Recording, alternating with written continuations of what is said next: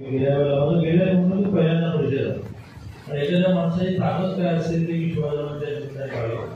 त्याच्यामुळे राम सातपुते तर करतीलच, परंतु आपल्याला माहिती असेल की 13 वर्ष माझ्या गुजरात होतो. मोदीजी आणि याची माझी खूप जोडी काही शिवाजीराव माहिती आहे. तर मी स्वतः जाऊन पाठपुरावा करेन, कारण मी सुद्धा या जिल्ह्याचा पालकमंत्री आहे. राष्ट्रपती मान्यवर कार्यक्रमाला उपस्थित शिवसेना बीजेपीचे कार्यकर्ते, नेते, बंधू आणि भगिनी, सुरुवातीलाच मी आपल्याला हे मान्य करतो की माझ्याकडे शेवटच्या 3-4 महिन्यामध्ये पालकमंत्री म्हणून काम आहे. आधीचे जवळ 7-8 महिने तो निधी जो असतो तो मला इकडे डिस्ट्रीब्यूट झाला होता, वाटला गेला होता. त्याच्यामुळे आल्यानंतर मी हा प्रयत्न केला शिवाजीराव मान्य करते की जो कोणी शिवसेनेचा कार्यकर्ता समोर आला तो मी फक्त शिवाजीरावांकडे व्हेरीफाय करतो की कुठे आले बघा ना.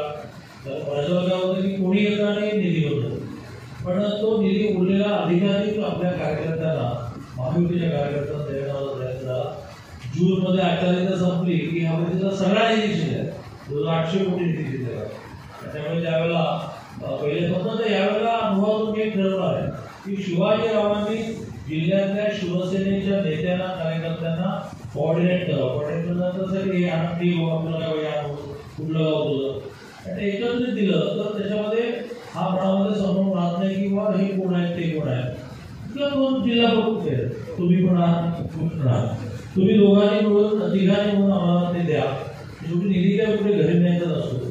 प्रमुख रस्ते करणं, गटर करणं, सभागृह करणं, निधी करणं, पाण्याची योजना करणं, गुरांचे दवाखाने करणं, अशासाठी सगळा निधी असतो. त्यामुळे कोणालाही पुढच्या वर्षी तक्रारीला वाव राहणार नाही, कारण आम्ही सगळे हे मानतो, सगळं जग मानतो की जर एकनाथजींनी धाडस केलं नसतं, सरकारमध्ये होते, सरकारमध्ये नंबर 2चं स्थान होतं, तरीही सिटिंग मंत्र्यांना घेऊन बाहेर पडणं हे सोपं होतं. मी तेव्हा राज्याचा अध्यक्ष होतो, त्यामुळे प्रत्येक घटनेला साक्षी आहे. कशा कशा घटना घडल्या त्याच्या अनेक गोष्टी मला जाहीरपणे सांगता पण येणार नाही, परंतु त्याला धाडसच म्हटलं पाहिजे की घेतली होती काय व्हायचं ते होतं. ते विधान परिषदेचे निकाल लागत, भारतीय जनता पार्टीचा 5वा ॲडिशनल कॅन्डिडेट विजय झाला आणि प्रचंड फटाके वाजवतो.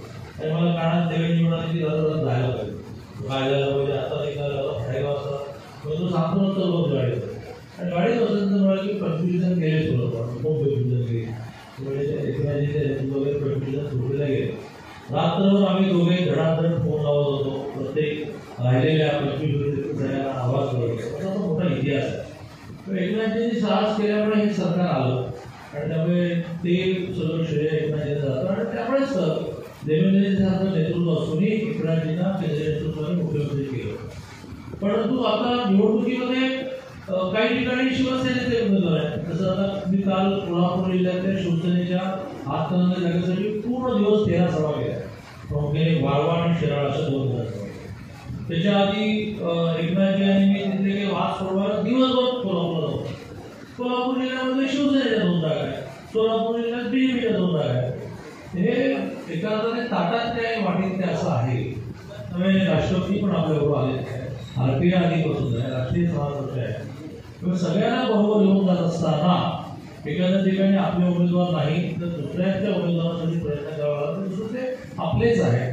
परंतु शिवाजीरावांचं मी मागच्या 1900 निवडणुकीत पहिल्यांदा असा भेदभाव करत नाही. पहिलाच त्यांचा मेळावा 7-8 हजार संख्येचा त्यांच्या घरी झाला.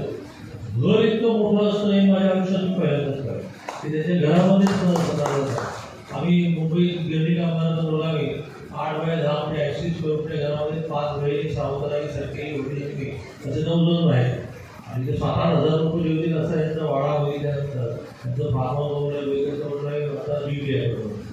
त्याच्यामुळे सगळ्यांनी काम करूया. मोदीजी तिसऱ्यांदा पंतप्रधान होणं ही त्यांची नाही आवश्यकता. आपण टीव्हीवर पाहतो, त्यांची चरित्र वाचतो, ते संन्यासी आहे.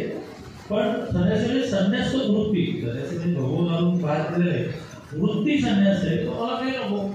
पण त्यांनी पंतप्रधान तिसऱ्यांदा होणं ही देशाची आवश्यकता आणि आता हळूहळू जगाची आवश्यकता. जगात 3 युद्ध एकाला सुरू आहे. एक युद्ध वर्षभर चाललंय, रशिया आणि युक्रेन. काल परवा इस्रायल आणि इराणचं युद्ध सुरू झालं, मध्ये इस्रायल आणि हमास सुरू झालं. त्या सगळ्यामध्ये सगळ्या जगाला मोदीजी अशी वाटते की सगळ्यांमध्ये समन्वय साधले. आपल्याला माहिती आहे की युद्धाच्या वेळेला मोदीजींनी 3 दिवस युद्ध बंद ठेवायला लागलं माझी पोरं अडकली ती गेली बाहेर पडायला.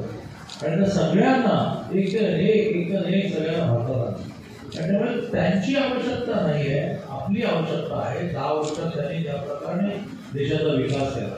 मला एक सांगा, शिवसेनेचे सगळे नेत्यावर बसले, सगळे लढाकू, सगळे वेळप्रसंगी संघर्ष लढा, गेल्या 10 वर्ष आपल्याला एकही दंगल अनुभवायला मिळाले नाही. गेल्या 10 वर्षामध्ये एकही बॉम्बस्फोट अनुभवायला मिळाला नाही.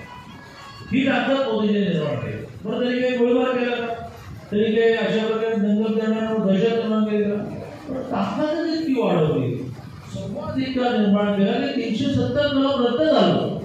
जर म्हणून होते मोठमोठ्या सैन्याच्या अधिकाऱ्यांनी सांगितले की हात धुवू नका, काश्मीर पेटेल. ही एक दगड नाही पडली. ही दगड अयोध्येचं राम मंदिर 22 जानेवारीला सगळ्यांनी इंटेलिजन्स रिपोर्ट दिला की प्रॉब्लेम गावावर एक कुठेही म्हणजे अनेक मुस्लिम नागरिक सहभागी झाले. 22 जानेवारीला प्रभू रामाची प्राण प्रतिष्ठा मूर्तीची आपण या ठिकाणी केली. हे सगळं त्यांच्या धाडसाने झालं, त्यांच्या नेतृत्वाने झालं. त्यामुळे शिवसेना, बीजेपी, राष्ट्रवादी, राष्ट्रीय समाज पक्ष, शिवसंग्राम हे सगळे विषय बाजूला ठेवून आपण सगळेजण कामाला लावूया. त्या निवडणुकीत सुद्धा बऱ्याच वेळा हा प्रसंग येणार आहे. सभेमध्ये आमच्या वक्त्याला बोलवत नाही, आधी बोलवून दिलं नाही, नंतर बोलून दिलं, बॅनरवर आमचा फोटोच नाही. ते सगळे विषय त्या वेळेला तुम्ही सोडून शिवाजीराव हे असं व्यक्तिमत्व आपल्या महायुतीला मिळालेलं आहे की त्यांनी नुसतं उभे जरी राहिले तरी सुद्धा सगळ्यांचे आवाज बंद होता. मला त्यांचं आश्चर्य वाटलं. ते अखिल भारतीय 100वे नाट्य संमेलन जे सोलापूरमध्ये झालं, मी एका शब्दाने पण मी स्वागताध्यक्ष होतो. मी एका शब्दाने पण त्यांना फोन केला नाही, पण त्यांनी पूर्ण 10 दिवसाची मला वाटते 30-35 लाखापेक्षा जास्त झाला सगळ्यांची जेवढाची नसेल एवढे होऊन संमेलनाला. त्यामुळे राजकीय कार्यकर्ते कधी कधी सामाजिक कामात लक्ष घालतात. शिवाजीराव ते वैशिष्ट्य आहे की त्यांनी नाट्य संमेलन पण शक्य केलं.